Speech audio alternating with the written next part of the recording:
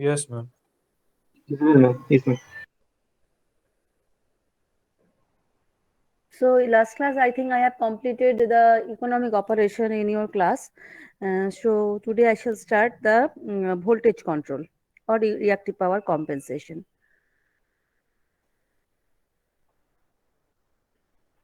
So actually in power transmission system, voltage drop is a major issue, because if voltage drop is there, then receiving end voltage will be lower. And generally loads in power system are mostly induction type motor type load, so constant power loads. So if voltage drops at the load bus then or load point, then current will rise.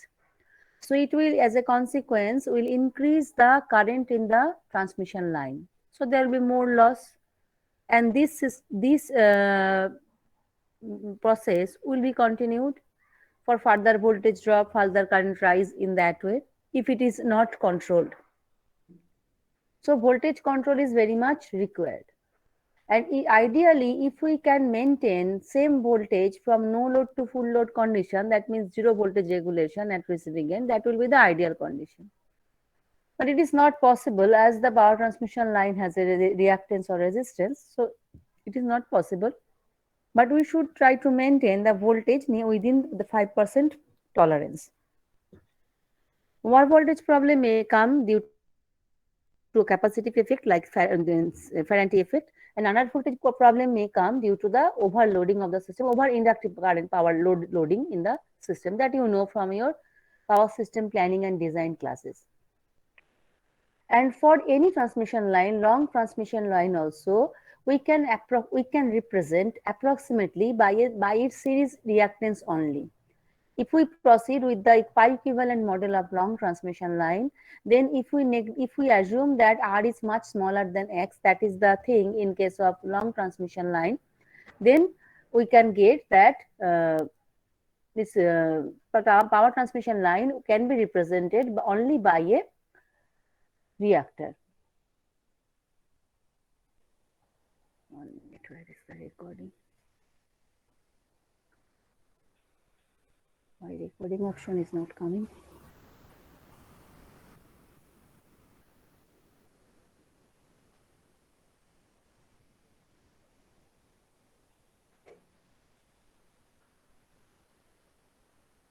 One minute, I'm not getting recording option today. Anyway, leave it then. Leave it.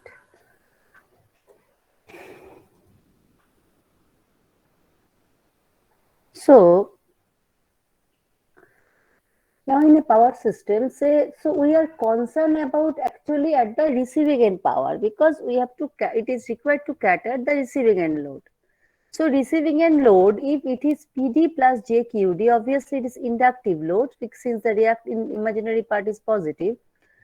So if we want to cater this load, ideally we should need this exact amount of load from the transmission line end at the receiving end.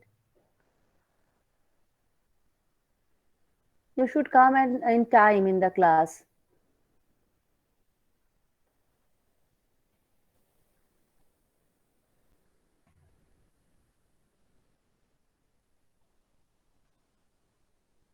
Then, but here I have written these two powers are not same.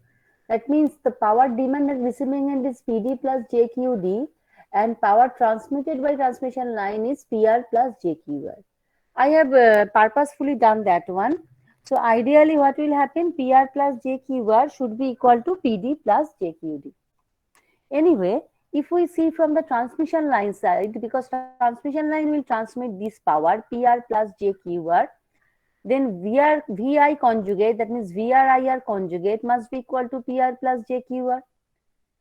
Now, since we are interested to find out current, why? Because we want to find out an expression of voltage in terms of voltage drop in terms of power at receiving end. So if we take conjugate on both sides, then we can get an expression of current.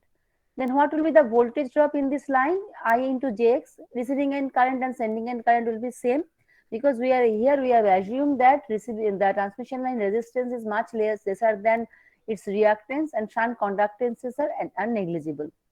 So that's why it is represented by the by its reactance only.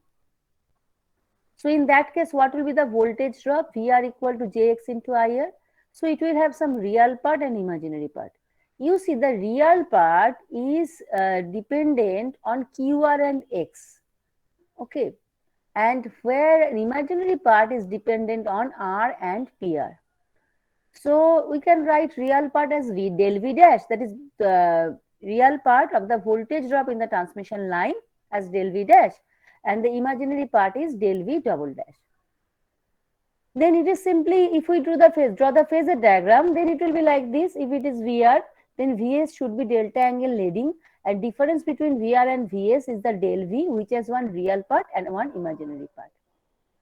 But generally in an interconnected power transmission system, the angle between VR and Vs is kept very low so that we can get the considerable amount of stability limit in case of fault or due to load enhancements and anything. So due to stability reason, delta is kept very low, near to 20 to 30 degree in case of interconnected power transmission. Interconnected means say 200 buses are connected by 180 lines in that case, in such type of cases, like our practical power systems. So if delta is very small, then obviously Vs will be very near to VR. So in this case, maybe like this. Here I have drawn delta higher value to make you understand.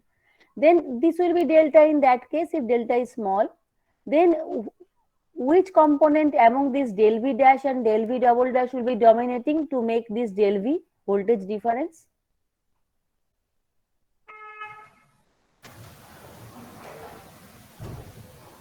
Can you tell me? V double dash. Huh? Del V double dash. How? If delta is very small, then del V is due to this, right?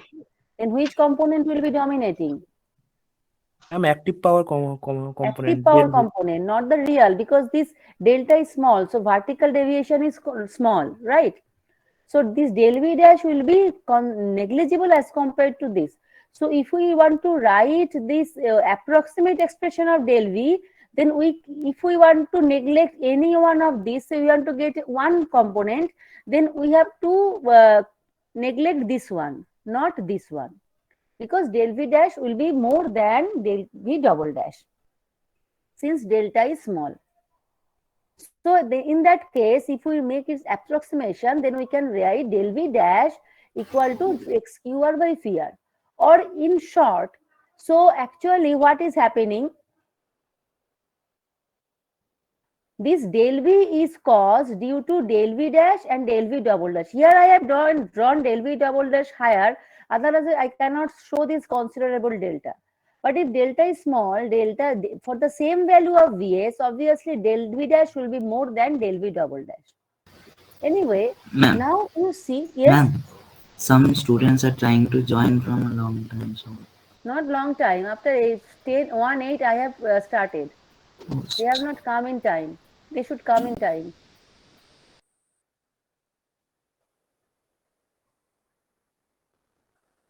So actually, if we do not consider even the approximation, then delta V will be caused by due to its two components. One is del V dash, another is del V double dash.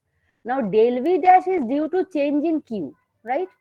And del V double dash will be in change in P. Why I am telling change, not this Q and PR? So this is a certain amount of del V for a particular value of P and Q, right? Now, if this del V is changing, if the voltage drop is changing or the receiving end voltage is changing, that means there is a deviation of QR from this value and PR from this value. That's why I'm telling change in PR or QR. Anyway, so if there is no change in P or QR, then there will be a definite specified amount of a definite amount of del V. But this del V here, PR and Q are not fixed for a power transmission system. It will vary with the voltage drop, with the load demand in the system. So obviously voltage drop will deviate. Now, say if we want to now based on which this voltage drop will deviate. Obviously, this voltage drop will be depend on the value of QR and value of PR. So, if the QR is increased, then deviation in voltage drop will be more as compared to the deviation in PR. Have you understood this? If you do not understand, then ask me. So that's why we can say that this voltage deviation or voltage drop in a power transmission line is mainly due to the change in Q or status of Q of the system. It obviously change with the change in P, but the deviation is lesser as compared to the change in Q.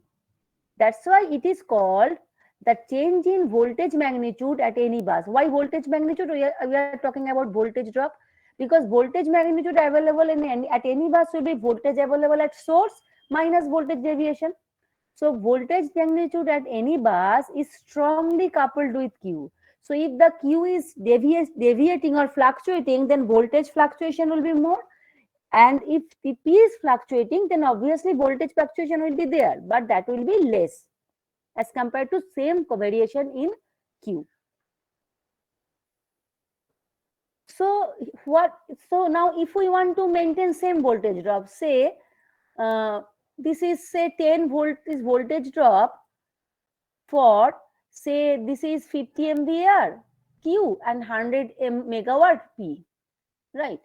Now the voltage as power has changed to 200 P and 100 Q. Then obviously this del V will not be 10. It will be somewhat else. Now if I want to maintain this 10 volt and if we can control Q and P, which one we should control? We should control Q because Q is strongly coupled with voltage deviation. That is one point. At the same time, we cannot compensate anything locally, or we cannot compensate P locally. If we want to reduce P, then we have to get the more generation. So we have to increase the generation. But here I am talking that we shall not increase generation, but locally we shall manage.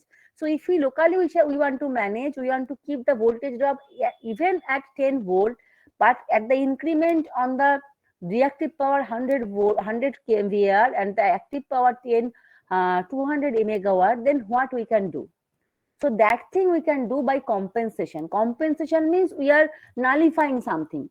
So that compensation we can only do using the reactive power. You know, on inductive current, if there be any inductive current, if this is the voltage, any inductive current can be nullified only by a capacitive current. On a capacitive current can be nullified using an inductive current. But a resistive current you cannot nullify. You can only reduce it if you can supply a generation. I hope you can understand. So this is the concept. So generation is there. Generation, that's why power supply system we have learned, and generation should be there. Otherwise, who will supply that active power? But reactive power issues are coming since the loads are inductive. At the same time, transmission line has its own inductance and capacitance due to its behavior or due to its configuration. So we cannot avoid that. So reactive power actually developed in power transmission system. It is not the purpose of a power system to supply reactive power. On the contrary, nobody will pay for the reactive power. So reactive power is a side effect. So we have to reduce that. So that's why there is a concept of compensation.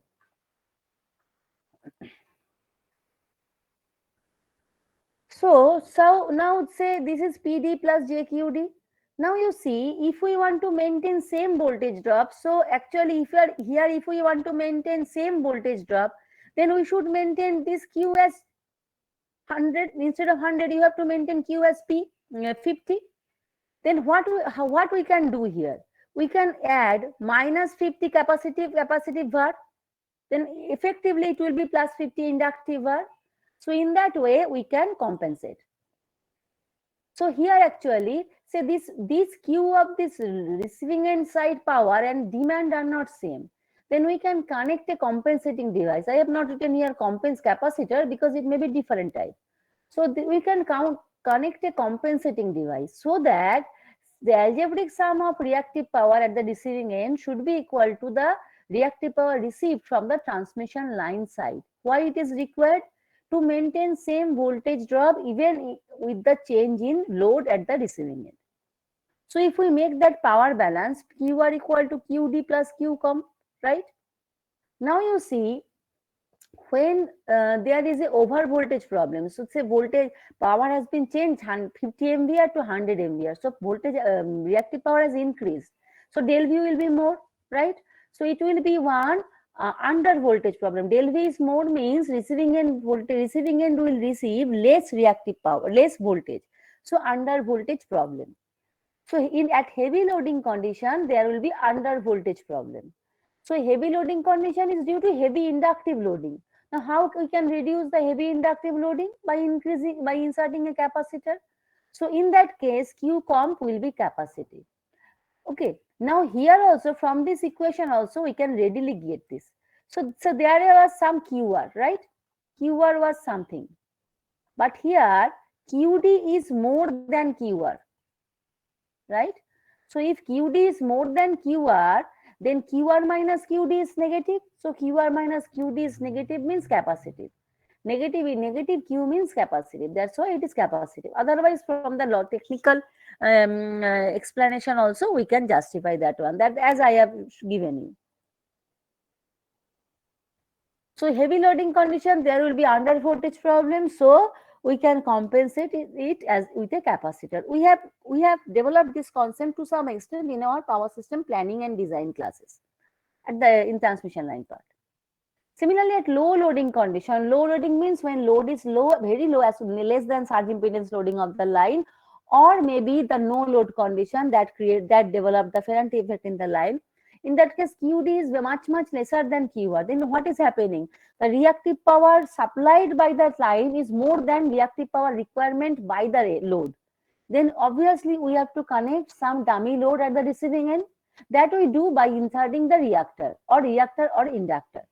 So it will create when the reactive power demand is less, then it will create over voltage problem because voltage will rise because the reactive power demand is less than reactive power supplied. So here actually del QR is negative. So that's why del V will be negative. So there will be a voltage rise.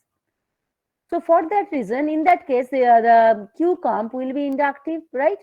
So it will be this one B square by XL. So inductive compensation. Now, why I have not written capacitor or inductor? Conventionally, we can do this one using the capacitor or inductor. Obviously, they should be connected in parallel with the load. And if the load is three phase, the system is three phase, then those capacitors or inductor also will be connected in three phase, in star or delta. Generally, capacitors are connected in delta. But along with the capacitor, we have some other devices also that can serve the purpose or that can be used as a capacitor or inductor. And one more thing, say, here nobody can say that this Q or the QD will be fixed for a power transmission system because at every moment of the day or year, the load is changing. So it would be better if we can get a smoothly varying capacitor or inductor. That is not possible with the capacitor bank or inductor bank. Okay. So that's why actually two more compensating device we use as the shunt compensation. They are called the synchronous condenser and the static bar compensator. Now, what may be the issue? This issue is that it may create parallel resonance when you are connecting an inductor. There is transmission line has a shunt capacitor, so it may create the resonance condition. And say, if you keep connect an inductor during overloading condition, then obviously it will create unnecessary under voltage problem. Vice versa thing will happen for the capacitive. If you keep the capacitive compensation even at the no load condition. Okay. In that case also that thing will happen. Then in that case over voltage problem will be more. Now synchronous condenser, what is that? Synchronous condenser is actually a synchronous motor at no load. Then why the name is condenser? Actually capacitor is known as condenser. So from their name, this name has come by, I think. So synchronous condenser is actually a synchronous motor. but it is used only for the compensation purpose, not for the motor purpose. When should we use the motors? To run a drive or to move something, so that is, there will be a load on the shaft of the motor. But here, for synchronous condenser, synchronous motor will be at no load. That means there will be no mechanical loading on its shaft. So for that reason, but no, somebody can put a mechanical load in a synchronous condenser also, but that should not be allowed. That there will be no mechanical power. That means there should not be no active power drawn by the motor. Actually, if there be any mechanical loading, then only the induction motor, synchronous motor will draw the active power. Otherwise, it will not draw. So some active power will be required. See, I shall not allow anybody else. So if there be any some loss, some power, active power still will be required to compensate its losses. Now here I have assumed that it is lossless in that way. Now you see, so synchronous motor at no load. So there is a, for this synchronous motor, when it is used as a synchronous condenser, in that case, it has no projected shaft.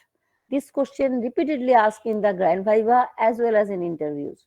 How will you identify, segregate one induction synchronous motor used as a drive, will be used as a drive, and one synchronous motor will be used as a synchronous condenser?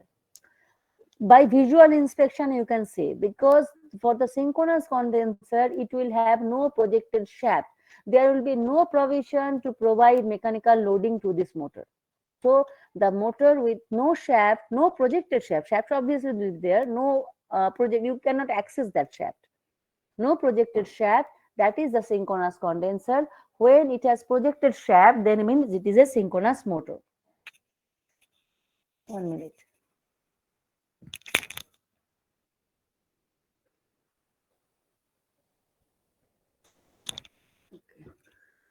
Now, if we try to find out current through the current drawing by the induction synchronous motor, obviously the synchronous motor will draw the current, is not it? Because it is a machine. So what will be the current drawn by the synchronous motor? SC means synchronous condenser. So terminal voltage minus induced EMF by its reactance. So this will be the current. This is the representation of synchronous motor, voltage behind the reactance. So at no load P equal to 0. Okay, so there is when there is a active power transfer, then there will be voltage angle difference between the two terminal voltages. Since there is no active power transfer, so VR and E will be in same phase. So from there we can calculate the reactive power. It will be I into V conjugate, an imaginary part of that. So since V conjugate we have taken, so positive imaginary part will give you the capacitive VAR, right? So this is the capacitive VAR. If it is positive, that means capacitive. Now you see, if E is more than VR, then this QSC will be positive. E is more than VR, that means induced EMF is more than terminal voltage. That means it is at overexcited condition. So when the synchronous motor will be at overexcited condition, then it will draw a capacitive VAR. That means it will act as a capacitor. On the contrary, when it will be at underexcited condition, when E is less than VR, then the QSC will be negative, that means inductive. So it will draw an inductive current, so it will act as an inductor. So just by controlling the excitation, the synchronous motor can be used as a capacitor as well as inductor. And if this capacitor or inductance variation may be smooth, because you can control the we are controlling the excitation. Only one disadvantage is that since it is a machine, so there will be an wear and tear. So the maintenance of this machine is higher. Otherwise, it is a very good compensator. Okay, whatever I have talked, that is written here. Next is static bar compensator. Static bar compensator, you may assume, as it has overcome the problem of synchronous condenser. So we have made one device where capacitive current or inductive current can be controlled by thyristor valves. Here it is written static bar compensator employing thyristor switch capacitor and thyristor control reactor. Thyristor switch capacitor means whether capacitor will be in the circuit or not, that will be decided by thyristor valves. And thyristor control reactor means how much current will flow. Say this is the total sinusoidal curve. If we make this much of delay angle using thyristor, then this much of current will be available. So depending on gate control, how much current will be flowing through the inductor, that can be controlled. So that is the thyristor control reactor. So actually we are controlling the current through the inductor. Now thyristor control capacitor is also there. So we can control the capacitive current also. And how it will be controlled depending on what is the voltage available and what is the desirable voltage at this bus. So here voltage available, say V reference is the desirable voltage and voltage available is V. Then this V reference will be sensed by this control system. There is two control system, and this will calculate the deviation between V and V reference. If calculating that, it will decide the firing angle alpha and control the capacitive current or inductive current. PT is for the voltage conversion, because static bar compensator is low power device as compared to the power transmission system, and it is connected to the coupling capacitor to the transmission line bus. Now if we make an equivalent of this, so actually there is a controllable capacitor and controllable inductor in parallel. So actually what you can do, you can use this IC and IL, you can control. So by controlling these two, you can make overall current either capacitive or inductive. So in that way, we may control the power through the voltage at the transmission line. Okay. So there are three types of shunt compensation. One is conventional inductor or capacitor. Secondly is the synchronous condenser. Third is the SVC. SVC is also called the flexible one fax device, flexible AC transmission system, one fax device. Why? Because here using power electronics control, we are making the AC transmission system flexible. That's why it is a primitive fax controller. Now let us concentrate on power flow through a transmission line. Up to this, before this, we are concentrating on the voltage drop in a power transmission line. Now, if we think about power flow through a transmission line, then if we find out current expression of current Vs minus Vr by Jx, then the power is Vi conjugate. So from there we can get the expression of power. Now if you see the real part of the real power, then real power you see dependent on the X is constant, you may say. So for a particular value of voltage at sending end and receiving end, the power supplied to the receiving end will vary with delta.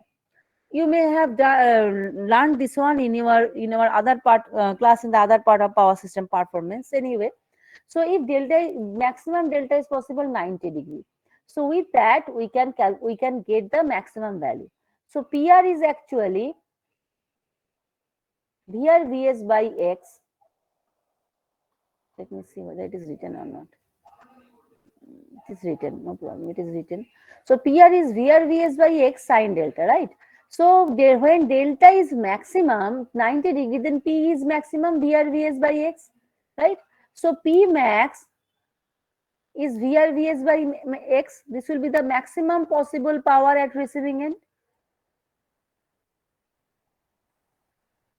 Now we can even maximize this one if we can reduce X, right? If we reduce X, then we can do that one. But how we can reduce X? Because X is constant. X is the property of transmission line. We can reduce X effectively by inserting a capacitor. So if we insert a capacitor here, so we are not reducing X, but effectively the effective reactance of the transmission line will be reduced. So by using that type of compensation, we can increase the level of power flow through a transmission line, right? But there is a limit. We are increasing active power flow. So there is a current limit of current flow, thermal limit of a line. If you are increasing current, then I square R loss will be there. So it may happen if you increase it is ideally to infinity, then there will be the thermal loss of thermal limit. It will be beyond thermal limit of the conductor, so it will melt. So it is not possible. At the same time, we are inserting a capacitor in series with the reactor in the transmission line. That's why it is called series compensation. What is the purpose? Main purpose is to increase the maximum active power transfer to the transmission line. So it is only possible if we insert an inductor. It is never possible with the insertion of an inductor. So series inductive compensation is never possible. It is not feasible. It is not required for power transmission. It will reduce the power transfer. And main purpose of power transmission line is to transfer power. So the series inductive compensation is never adopted. Always series capacitive compensation, right?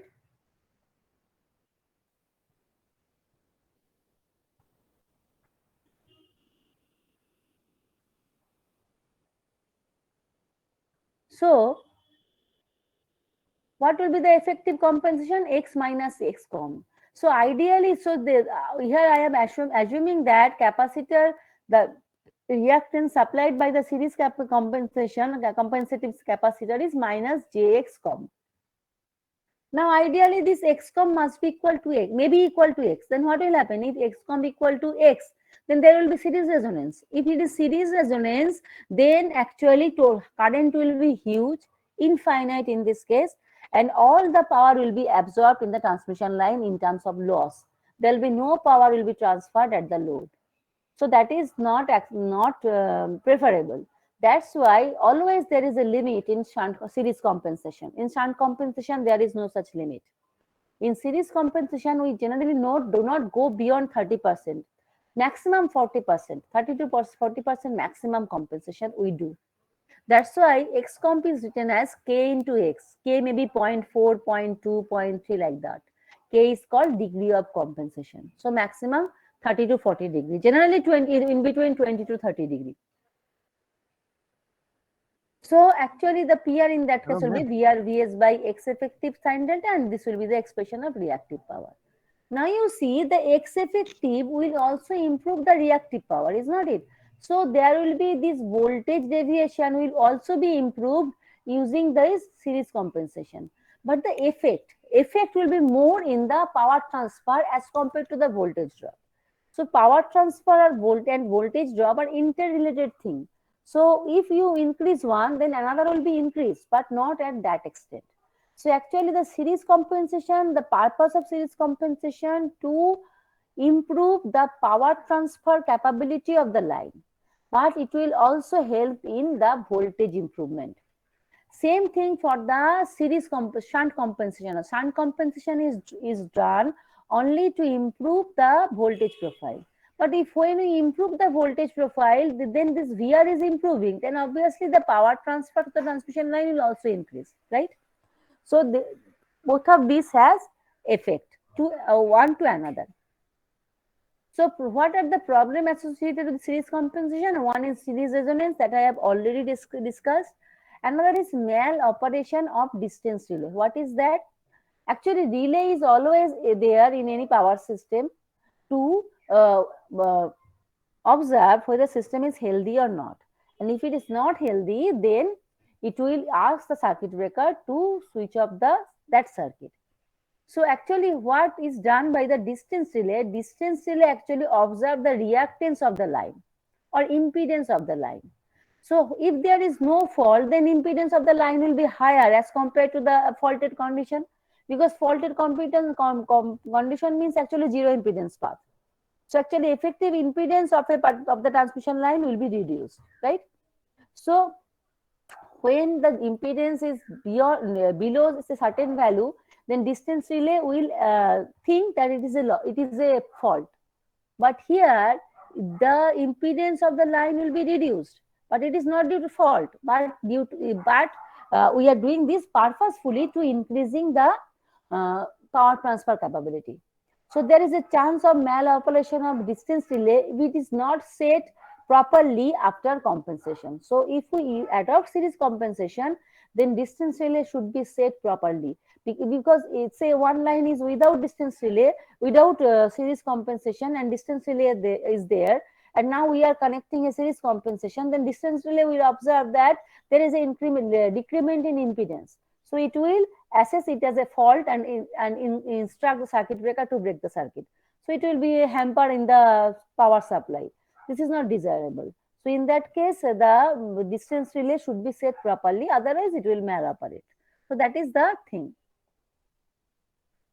So series compensation will also be fruitful for voltage profile improvement. Why I have discussed. Now next is voltage control may be done using the on-load tap changing transformer also. OLTC means on-load tap changing transformer. In normal transformer, there is only trans ratio. So primary to secondary, say 11 kV to 33 kV like that. But in case of OLTC, there are several taps, 95% to 105%, 105% on the secondary high voltage side. Why this? See 11 kV to 33 kV. So if it has only trans ratio, so for 11 kV, or you can get only 33 kV, right? Now, if there be any 10 kV on the then say if there be 10 kV available on transformer primary, then you will get correspondingly less than 33 kV and in the secondary. But in case of OLTC, changing this tap, you can increase the effective trans ratio of the transformer. So what will happen? Even at 10 kV, you can get the 33 kV. So why 33 kV is required? If we can maintain same sending end voltage, then voltage drop will be lower. Then we can improve the voltage profile and the power transmission will be healthy. So this is the concept of OLTC, and always the taps will be on the high voltage side, because this tap changing will be during load. So you are disconnecting a current at a circuit which is carrying current and connecting to a new point. So it will create huge arc. So for that reason, or spark. So for that reason, to minimize that, because for transformer, HT side will have lower current as compared to LT side. So it is provided at the LT side, and obviously it is not, the current is not opened when during tap changing. It is shifted through a short circuited path. Then that short circuited path is made open. In that way, it is done. I hope you have understood what is the purpose of OLTC. So OLTC is also one voltage control device, but it is actually improving the voltage or voltage drop in a transmission line, or it is keeping the voltage drop in a transmission line constant even when the sending end voltage is reducing. As I have given the example, say for 10 kV, 11 kV, you are getting 33 kV. So you will get a voltage drop in the transmission line. Now voltage at the receiving end has been reduced to 10 kV. Then what will happen? 33 kV will not available. But by any means, if we can maintain the 33 kV, then we can get the same voltage drop in the line. So that is the purpose. Now you see on no load condition. So at the no load condition, the tap position should be at 100%. So there is no tapping actually. So actually it is written as 1:NSTS. So NS is the normal trans ratio. Then it is multiplied by tap ratio. So it is whether it is 50% or 30% or it is actually in ratio. So it should be multiplied. So at no load condition, there is no question of tap. Tap is at 100%. So 100%, so it is Vs by 1. Primary side is considered as 1. Actually not 1. It is converted totally on the secondary side. So Vs by 1 by V1 by Ns. Or V1 we can write equal to Ns Vs. Now here Ns is constant, Vs is also constant, because we are assuming for a constant load, we are constant power, constant voltage at sending end, we are supplying the power. So NSVS is constant. We are assuming that as a single variable E, right? Now this V1 or NSVS is the no load voltage, right? When this Vs will be changed from 11 kV to 10 kV, then obviously this V1 will be changed. It will be no longer E, something else. Then using this TS here, we shall made it equal to E. How I am going to that derivation later. Similarly, at receiving end, we are assuming that steps and trans are on the primary side or in the HT side. So transmission line side voltage is V2 by NR, and load side voltage is VR by 1. From there, we are getting V2 equal to NR VR. Both are E. That means we are assuming that at no load condition, there is no voltage drop in the line. Obviously, that should not be there. If we neglect the no load current of transformer, then obviously V1 and V2 are equal, NSVS or NRVR equal to E. Now at loaded condition, when the transmission line is loaded, right? So I current is flowing through the circuit, then obviously there will be a voltage drop, right? Then what will be the tap ratio so that we can maintain the same voltage drop? That is our issue. Now taps are chosen always in reciprocal orders to maintain it in the complementary manner. If TS is something, then TR will be reciprocal of that. Then for short line, here we are assuming that the transmission line representation are short line. So it has a resistance and inductance. So for short line, it is IRR cos phi r, IRX sin phi r. That derivation we have already done in our power system planning design class, right? Now you must assume one thing, when we have done this type of voltage regulation problem in power transmission system, in power system planning design class, in that case there was no transformer, but here now there is transformer. So whatever voltage drop, that is function of I and phi, and load is the function of IR, right? So here if we want to relate the voltage drop with load, then this I or phi should be replaced by IR. Now you think one thing that this phi is created mainly due to IR, because if the transformer loss is negligible as compared to the load connected, so we may assume the angle phi angle of this line current is same to the power factor angle of the load. That's why we may write phi. We can replace phi by phi r. That is written here. When phi r is the power factor of load, it is positive for lagging load. If we assume, here we are assuming phi equal to phi r, that there is no substantial phase change in transformer from its primary to secondary, as the transformer is lossless. We are assuming. Then if we go for the Mmo balance equation, so in the secondary, so in the receiving end transformer, then IR into 1 will be I into NRTR. So from there, we can replace I by IR. Why we are replacing? Actually, we need this voltage drop in terms of power, receiving end power. That's why. So if we substitute I in this equation, then we can get voltage drop in terms of current. Now, one thing, generally current at receiving end is not readily available. We have to calculate it. But power is readily available. What is the rating of load that is connected to receiving end, that is readily available. So it is better if we can replace this IR by the power. Now power is VI cos phi for active power, and receiving power is VR sin phi. So from there, IR cos phi we can represent by P by VR. Similarly, IR sin phi we may replace by QR by VR. So that can be written here, right? So now we have got one voltage drop equation in terms of PQ, voltage at receiving end, and NRTR. Now we have to relate it with the sending end quantity, right? Now you see at loaded condition at sending end, Vs by 1 equal to Vr by NSTS, because now there will be requirement of tap changing. So V1 equal to NSTS into Vs. Similarly, V2 equal to NRTR into Vr. Now, what is the voltage drop at that condition? Voltage drop is voltage deviation from sending end to receiving end. So this is. So equation 8 and equation 7 obviously are same. So if we equate these two, from there we can get one relation between TS and TR. This one. Now TS and TR are reciprocal. So we can put that one. At the same time, NSVS, this is our NRVR, that are E, that we have already derived. So from there, actually I am skipping this one, you check it. We can get one expression of TS. If we get one expression of Ts, then we can get one expression of Tr also.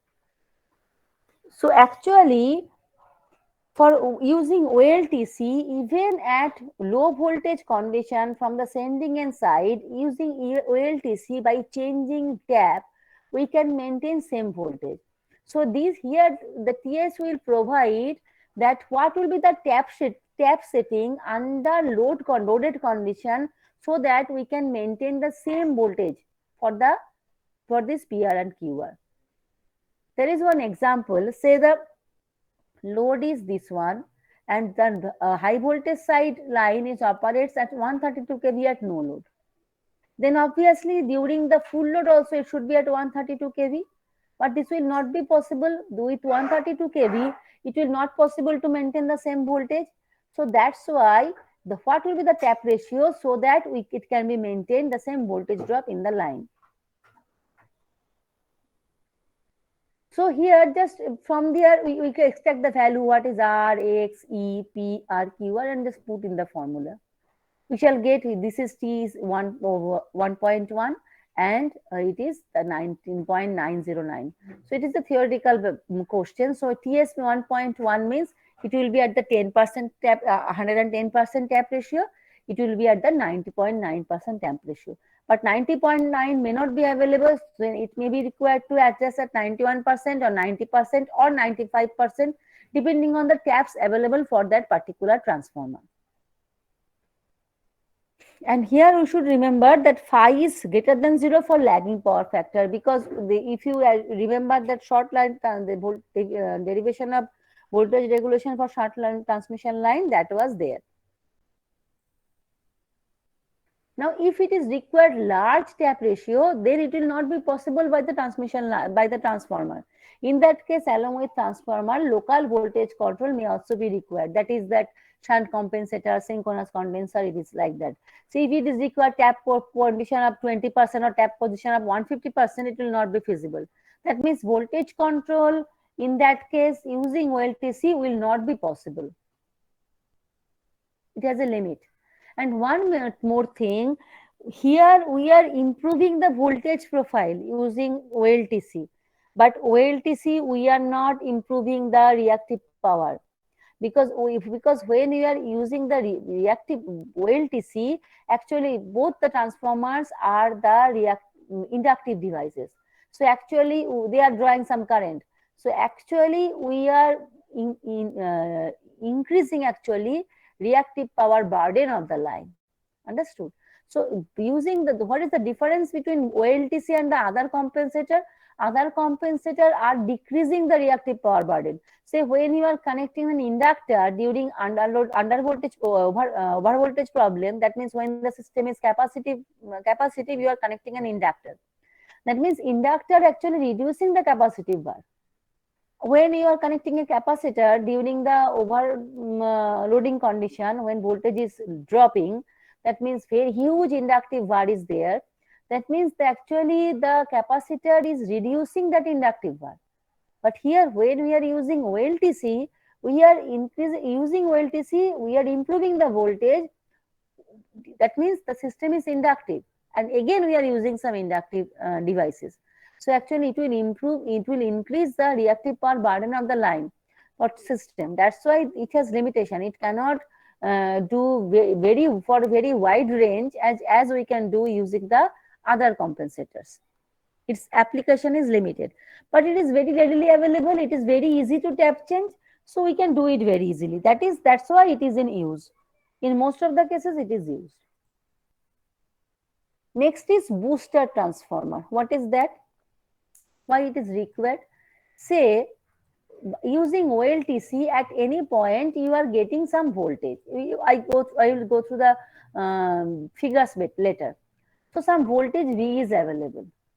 Then after some length of the line, the voltage drop is again del V. But here you want volt V. How can you get? Then again you have to connect an OLTC. So instead of that, this del V, say for a length of the line, the voltage drop is del V. Now, if we want to compensate that, then we can add a voltage minus del V. That we can easily do using a transformer connecting with a proper polarity. Here again, then voltage available will be V. That then this transformer actually is supplying some voltage in series. It is directly compensating the voltage drop.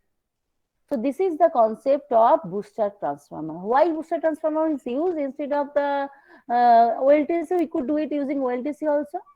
Actually, cost of booster transformer is less as compared to OLTC. Only this is the reason. And any compensation we do with the transformers, always the reactive power burden of the line is increased. So that's why its application will be limited. We can do it for a very small variation, not for a huge variation. Now let us go to the figure. So actually here from the feeder, say there is after a long line, there is a regulating transformer. That means OLTC, right? Now after some length, then there is again some voltage drop. So there we can connect a booster transformer. So it is not that booster transformer will always be connected in the line. When the voltage drop is required, then only it will come into operation. So that's why it is connected through a relay, right? Through a relay, there is a relay. So through CT, this relay always monitor the current. If current is high, then voltage drop will be more. Then also only the voltage compensation will be required. Otherwise not. So when current is normal, then voltage compensation is not required. Then it will be open. This S switch should be open because compensation is not required. Then R switch will be closed so that this booster transformer will be bypassed. And when current B is beyond a certain value, then this NO will be relay will operate. Then its contact position will be changed. This S contact will be converted to closed, and this R contact will be open, and the booster transformer will come into operation. So this is the method of operation of the booster transformer. So this is a three-phase thing. Now, what is the advantage of this? No effect on the main transformer for any problem in the booster transformer and lesser voltage ampere rating for the same purpose. You see one example. Say for 100 ampere current, if we want to make the compensation, if we need the 33 kV system, then the rating will be 33 kV into 100 ampere. But if the booster transformer is compensating the 100 volt, its rating is only 100 volt into 100 ampere. So obviously the volt ampere rating is low, and if the volt ampere rating is low, that means its cost will be lower. So booster transformer is very local use, right? For very small voltage drop. It is shown for 100 volt in term compared to kV, 100 volt is negligible, 0.1 kV only, right? In that way. So that's all for today. Next class, I shall start the power circle diagram. So it is better if you can sit with one compass and scale.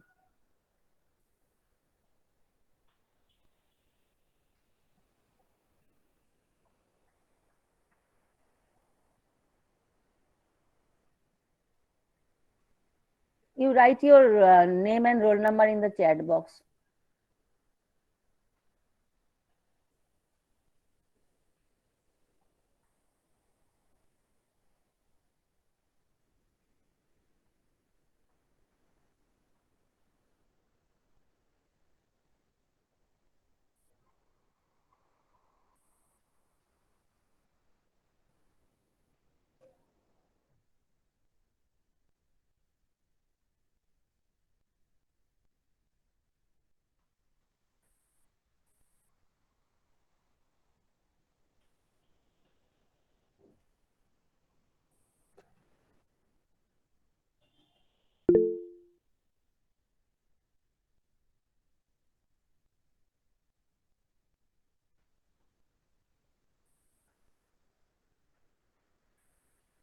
Uh, 3rd February, I shall not take class. Okay, 3rd February.